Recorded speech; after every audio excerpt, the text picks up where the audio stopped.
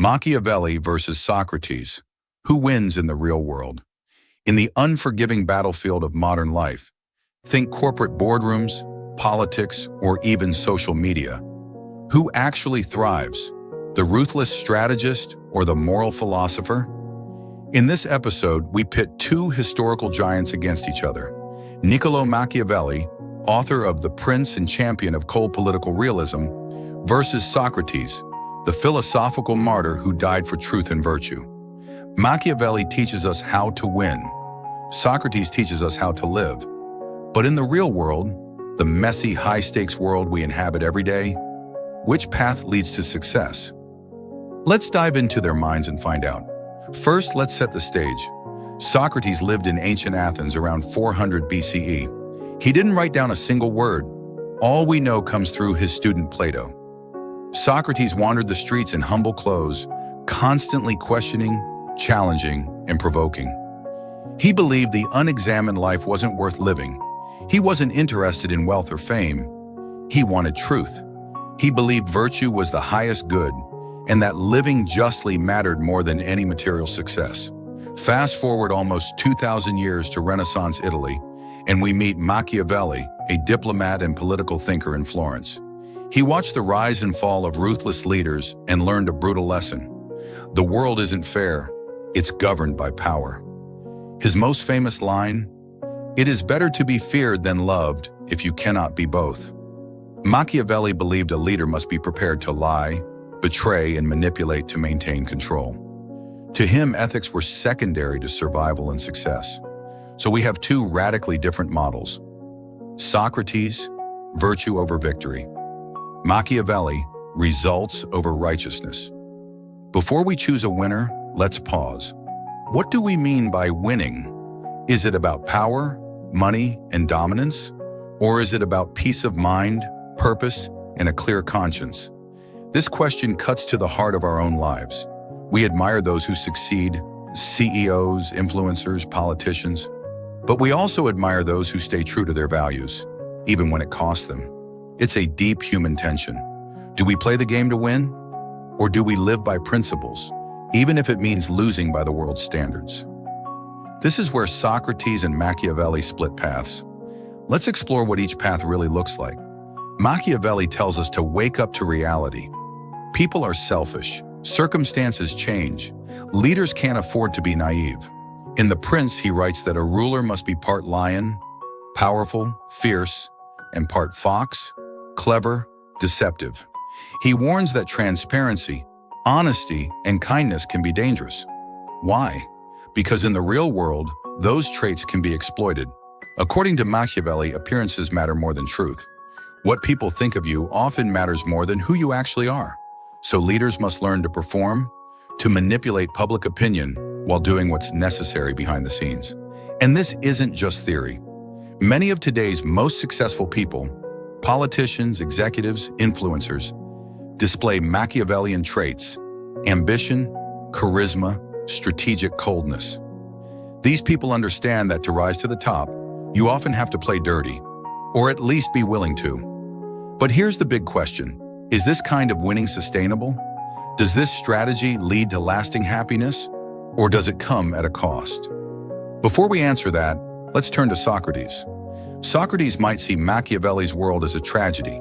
To him, power without virtue is emptiness.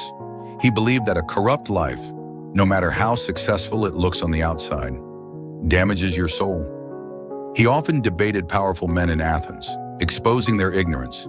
He asked tough questions about justice, goodness, and the meaning of life. Socrates believed that no amount of success was worth compromising your moral compass. He urged people to examine themselves, to seek wisdom, to value truth above comfort. And he lived this to the end.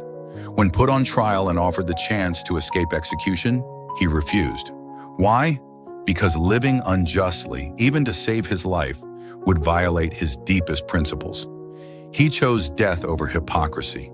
In a world obsessed with getting ahead, Socrates reminds us that how we live is more important than what we achieve.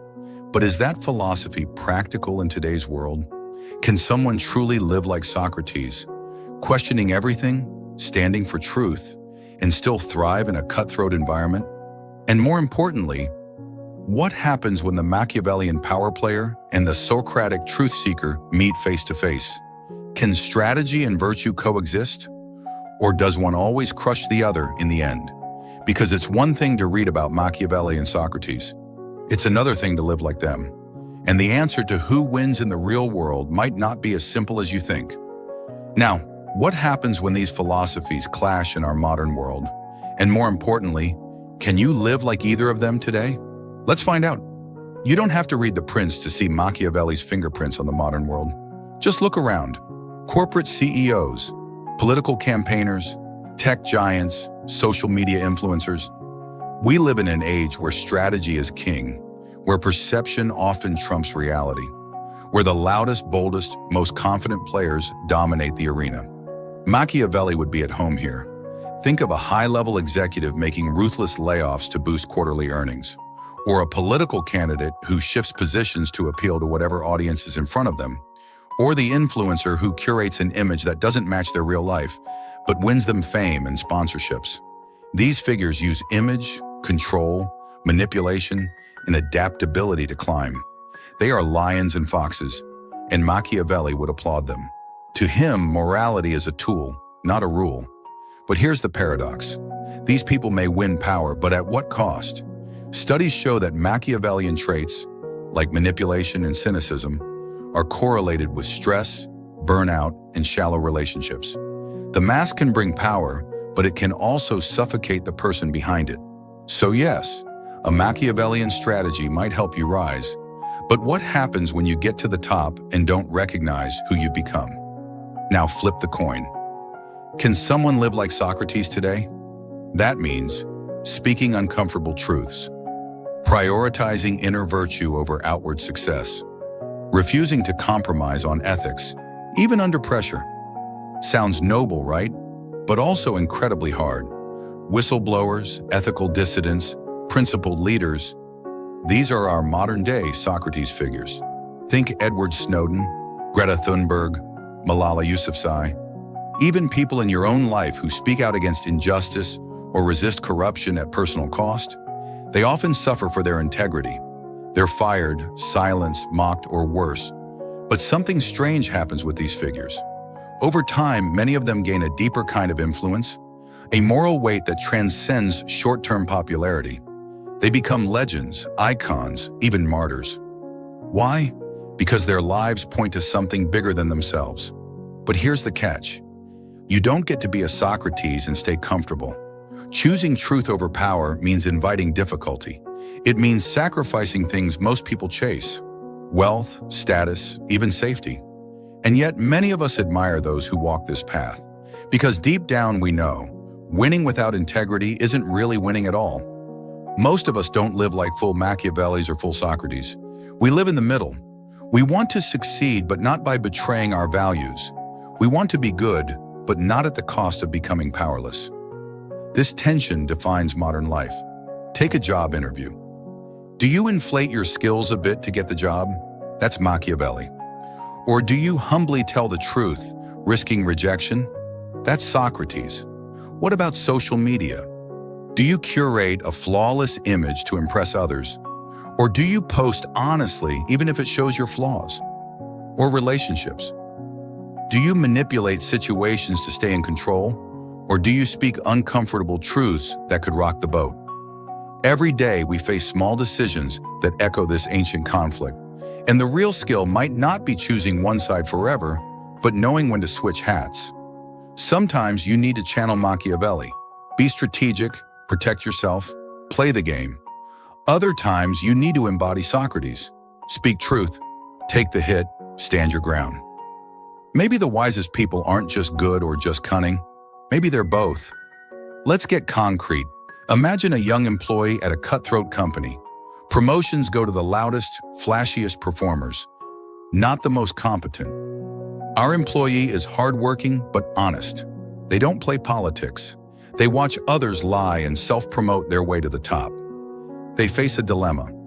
Do they stay true and stagnate, or adapt to the game and rise? The Machiavellian move: play the game. Use charm, stretch the truth, form alliances. The Socratic move: refuse to lie, focus on excellence, and accept the consequences. Who wins? In the short term, Machiavelli might. But in the long run, the outcome depends on the environment. Now picture a content creator. They start with honest, thoughtful content, but it grows slowly. Then they realize controversy sells. Outrage brings views. They can switch tactics, go viral, and grow fast. Machiavelli would say, go viral, win the game, use emotion to dominate. Socrates would say, stay honest, serve truth, accept obscurity. This is the war many creators, journalists, and leaders fight every day. In both cases, the world rewards Machiavelli more quickly, but the audience may respect the Socratic voice more deeply. What if the real power comes not from choosing one philosophy, but blending them? Call it the Socratic Machiavellian. Honest at the core, strategic at the edges, grounded in values but fluent in power, willing to play the game but unwilling to lose their soul. This is the person who builds trust without being naive, who wins battles without losing themselves. This hybrid thinker doesn't just ask, how do I win? They ask, how do I win and stay true? They know when to be the lion, when to be the fox, and when to just be real. Perhaps the modern world demands this kind of flexible wisdom. A Machiavellian without conscience is dangerous. A Socratic without savvy is doomed. But a union of both? That might be the future. But here's the final twist. What happens when someone starts as a Socratic thinker but gains power, influence, and wealth? Can they hold on to their values? Or does power slowly corrupt even the most principled soul? Is it possible to rise, to lead, to succeed, and still live a life of deep integrity? Let's find out. Let's start with an uncomfortable truth. Power changes people. Even the most virtuous can be seduced. As you rise in influence, things shift. People stop challenging you. You begin to feel invincible. You start believing your own mythology. Psychologists call this the power paradox. The very traits that help you gain power, empathy, humility, curiosity, often erode once you get it. Machiavelli anticipated this. In The Prince, he warned that rulers must always be wary of betrayal, of weakness, of kindness being mistaken for softness. His solution? Stay sharp, use fear, hide your true intentions. Socrates, on the other hand, believed unchecked power was a spiritual danger. The moment you stop questioning yourself, you're lost. So what happens when someone like Socrates gains real power? Part 2, Historical Case Studies. Virtue meets power. Let's look at some people who tried to live both Machiavellian and Socratic ideals. Marcus Aurelius, Emperor of Rome, was a Stoic philosopher. He ruled wisely, wrote about virtue, and tried to lead with justice. But even he failed in one key area. He chose his corrupt son Commodus as heir, which led to Rome's decline. One blind spot, one emotional decision, and history changed. Gandhi lived like a modern Socrates, humble, spiritual, truthful, yet even he struggled to translate virtue into political unity. His followers often fractured. Power slipped through idealistic fingers. Modern CEOs often start with grand visions, changing the world, connecting people, spreading knowledge. But somewhere along the road, profits start to outweigh principles. Data is sold. Trust is broken. So we ask again, can anyone truly rise without falling? The real danger isn't outside. It's inside. Most people don't wake up and decide to become villains. They rationalize, they compromise. Just this once, they lie for the greater good. Over time, the line between strategy and self-betrayal vanishes. Socrates believed the only defense against this slide is relentless self-examination. Why am I doing this? Is this fear or wisdom? Would I still do this if no one knew? He called it caring for the soul. Without that inner work, you might win everything and still feel empty. Machiavelli would scoff. He'd say the soul won't help you when the wolves are at the door. But Socrates would reply, the wolves aren't outside, they're inside you. So is there a middle path? A way to win in the real world without losing yourself?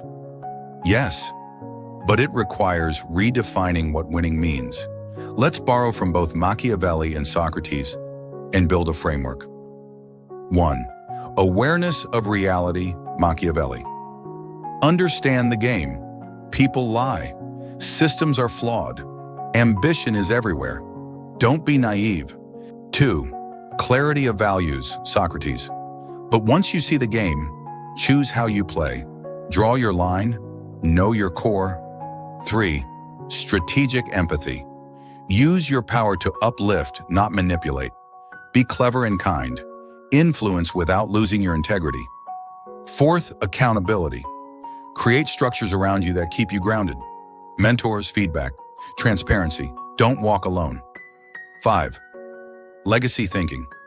Ask, what will they say when I'm gone? Did I win or did I lead? This hybrid path is harder, slower, but stronger. Let's answer our central question. Who wins in the real world? If you define winning by control, wealth, and dominance, then Machiavelli wins. But if you define winning by inner peace, a clear conscience, and a legacy that inspires others, then Socrates does. But perhaps the wisest path isn't choosing one over the other. It's recognizing that real power is knowing when to act like a strategist and when to live like a sage. The world needs both, because ruthless leaders build empires, but wise leaders build civilizations. And in the long game of history, it's not just who wins, it's what kind of world their victory leaves behind. Thank you for joining this part journey. If you found insight in this series, like, share, and subscribe. And tell us in the comments, who do you think wins in the real world, Machiavelli or Socrates? Until next time, stay thoughtful, stay strategic, and above all, stay human. Mindhack out.